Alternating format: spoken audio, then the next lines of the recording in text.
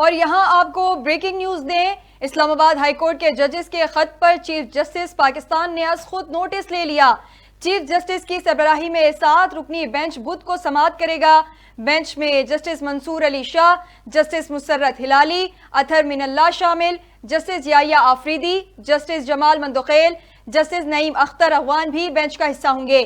7 رکنی بینچ ججز کے خط کے معاملے کی سماعت کرے گا۔ چیف جسٹس پاکستان جسٹس قاضی فائز عیسیٰ بینچ کی سربراہی کریں گے۔ ایک بار پھر سے آپ کو آگاہ کرتے جائیں، اسلام آباد ہائی کورٹ کے ججز کے خط پر چیف جسٹس پاکستان نے از خود نوٹس لے لیا ہے۔ چیف جسٹس کی سربراہی میں 7 رکنی بینچ بدھ کو سماعت کرے گا۔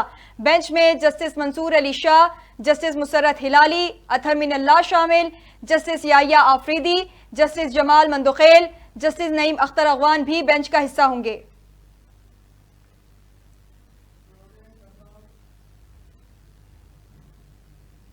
نیوز اسٹوڈیو سے فی الحال اتنا ہی۔